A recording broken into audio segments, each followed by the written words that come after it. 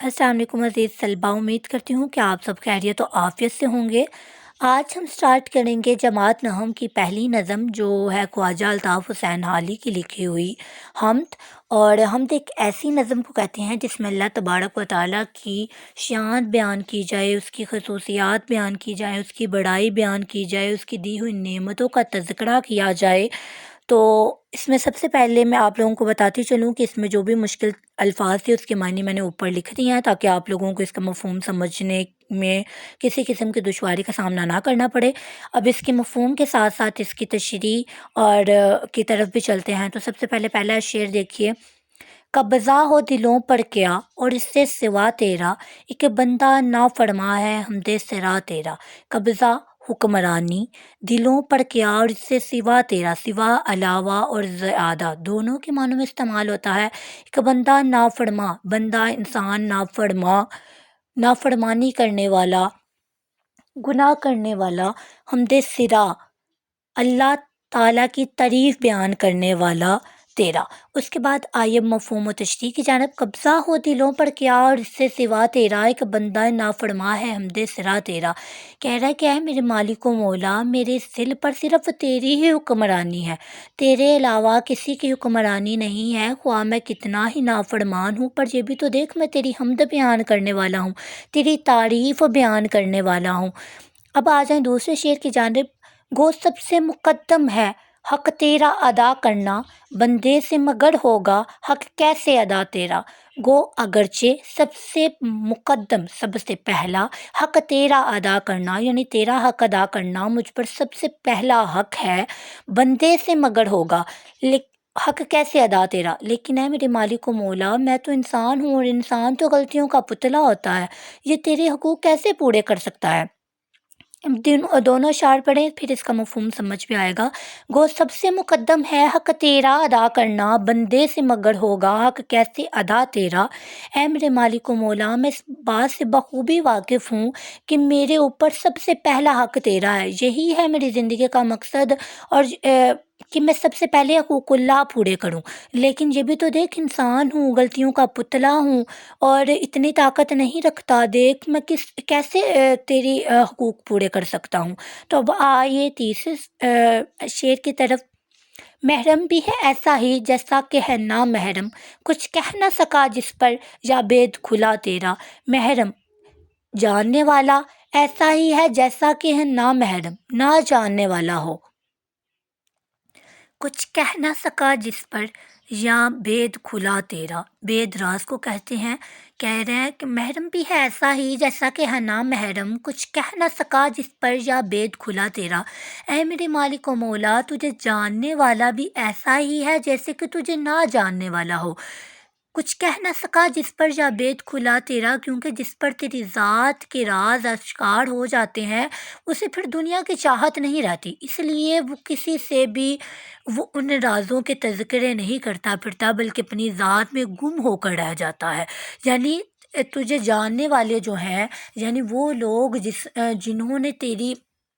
چاہت کو زندگی کا مقصد بنا لیا ہے اور تیری عبادت میں اور تیری چاہت میں اس قدر آگے نکل چکے ہیں کہ تجھے مکمل طور پر جان چکے ہیں، تو وہ ایسے ہی ہیں جیسے کہ تجھے نہ جانتے ہوں، کیونکہ وہ تیرے تذکرے پھر لوگوں سے نہیں کرتے پھرتے، لوگوں کو دلیلیں نہیں دیتے پھرتے، بلکہ اپنی ذات میں گم ہو کر تیری ذات کی تلاش کو یقینی بنانے میں مگن رہتے ہیں۔ اس کے بعد شعر ہے: جچتا نہیں نظروں میں یا قلت سلطانی، کملی میں مگن اپنی رہتا ہے گدا تیرا۔ جچتا نہیں، اچھا نہیں لگتا، نظروں میں یا قلت سلطانی، قلت سلطانی کہتے ہیں بادشاہ کی طرف سے انعام میں دیا ہوا قیمتی لباس، کملی میں چادر میں مگن مصروف اپنی رہتا ہے گدا تیرا، گدا فقیر تیرا۔ جچتا نہیں نظروں میں یہ قلت سلطانی، کملی میں مگن اپنی رہتا ہے گدا تیرا۔ کہہ رہا ہے کہ جس شخص کو تیری ذات کی طرف آگے بڑھنے کا موقع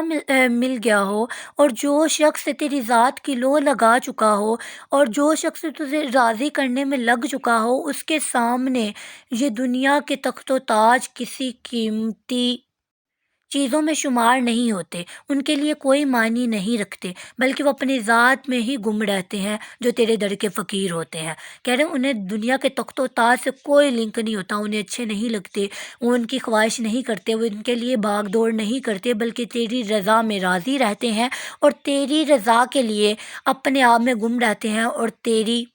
چاہت کو زندگی کا مقصد بنا لیتے ہیں۔ اس کے بعد شعر ہے، تو ہی نظر آتا ہے ہر شے پہ محیط ان کو جو رنج و مصیبت میں کرتے ہیں گلا تیرا۔ تو ہی نظر آتا ہے، صرف تو ہی دکھائی دیتا ہے ہر شے پہ، ہر چیز پہ محیط گھیراؤ کرنے والا ان کو، یعنی جو تیری ذات کی چاہت کو اپنا مقصد بنا لیتے ہیں، جو تیرے در سے لو لگا لیتے ہیں، جو اپنی زندگی کے مقصد سے آگاہ ہو جاتے ہیں، انہیں اس بات کا علم ہو جاتا ہے کہ ہر شے پر صرف تو ہی تو ہے،